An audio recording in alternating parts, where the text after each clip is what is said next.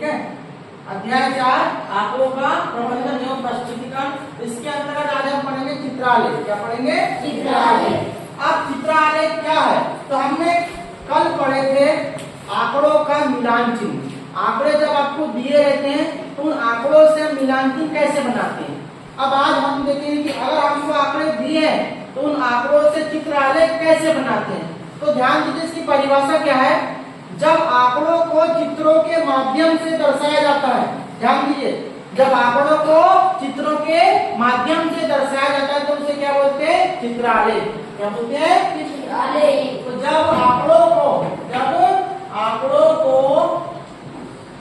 चित्रों के माध्यम से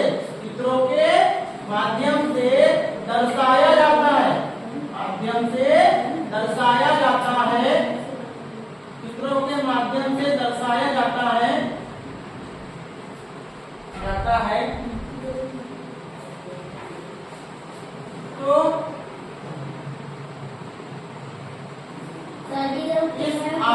तो इस आलेख को चित्रालय कहते हैं। क्या कहते हैं? चित्रालय कहते हैं।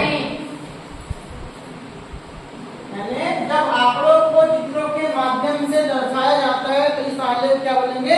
चित्रालय कहेंगे। जैसे मान लीजिए हमारे पास में एग्जाम्पल, उदाहरण के लिए एक प्रश्न है। उदाहरण के लिए क्या है? एक प्रश्न है कि दो कॉलम दिए आपको, एक में दिया है, इसका चित्रालय बनाएंगे अपन। ये दिया है, एक में आपको दिया है, एक कॉलम है गांव का, एक कॉलम क्या है? गांव का, और एक कॉलम है गांव में साइकिलों की संख्या,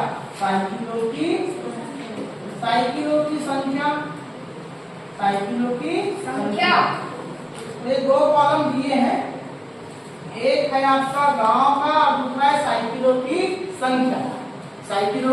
संख्या। तो मान लीजिए गांव ए है, बी है, सी है और डी है। 4 गांव है, ए बी सी डी। पहले गांव में साइकिल है 10। कितने हैं? 10 है। दूसरे गांव में साइकिल है 12।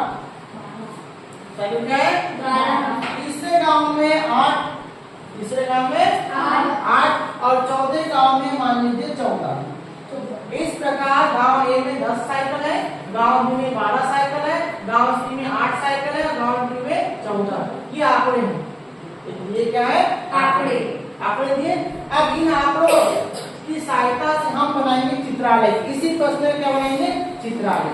तो चित्रालय के लिए जो आंकड़े दिए हैं, इन आंकड़ों को आपको चित्रों के माध्यम से बताना है। इसका अगर हल करेंगे इस क्वेश्चन का, तो इसमें भी चित्रालय में 2 ही कॉलम बनाएंगे। कितने कॉलम बनाना है?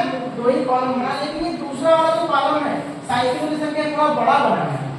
यानी जो यहाँ संख्या जो लिखी है वाले कॉलम को आपको थोड़ा बड़ा बनाना है ताकि चित्र बन सके। आप चित्र में आप कोई भी चित्र दर्शा सकते हो, इमोजी टाइप में चित्र दर्शा सकते हो, कोई भी चित्र दर्शा। साइकिल का चित्र बनाना कठिन होता है थोड़ा, तो साइकिल के बदले से कोई और चित्र बना सकते हो। तो हमको पता है गांव ए में 10 साइकिल है तो वो चित्र 10 को दर्शाना चाहिए। तो सबसे पहले हल करेंगे हम 2 ही कॉलम बनाएंगे। एक छोटा रहेगा गांव के लिए और एक क्या रहेगा? बड़ा रहेगा, इसका आएगा साइकिलों की संख्या के लिए। ये गांव का कॉलम रहेगा और ये होगी साइकिलों की संख्या।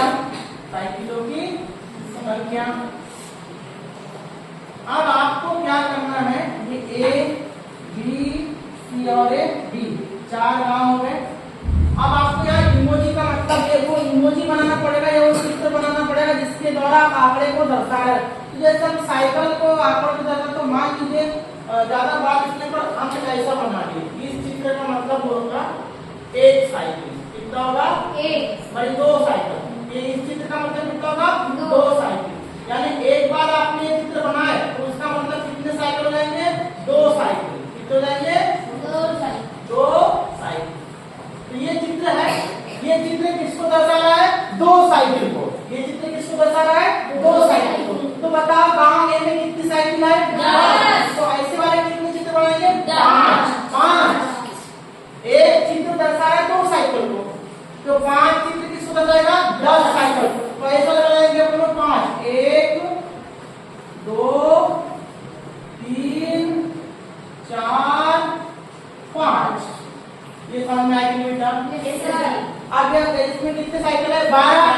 ऐसे वाले कितने चित्र बनाएंगे? 6।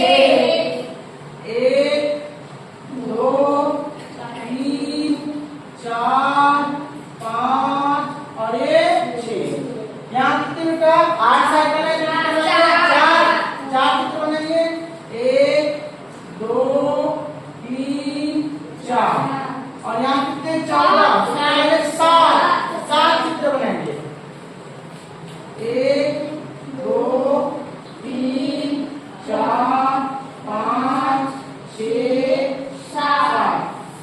तो ये हुआ हमारा चित्रालेख। तो ये हमारे पास प्रश्न दिया था, इस प्रश्न का क्या बना हमने? चित्रालेख। समझ में आया कि नहीं? चित्रालेख कैसे बना? आपको कोई भी चित्र सोच लेना, उसके बनाइए कितना जरूरी है। इस चित्र का मतलब आप कितना बता रहे हो। तो इस चित्र का मतलब हमने बताया 2 साइकिल। अब इस चित्र के आधार पर कोई प्रश्न नहीं पता चलता कि 2-4 प्रश्न की बताओ सबसे ज्यादा साइकिल किस गांव में है?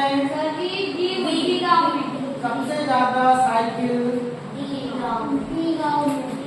गांव में है। सबसे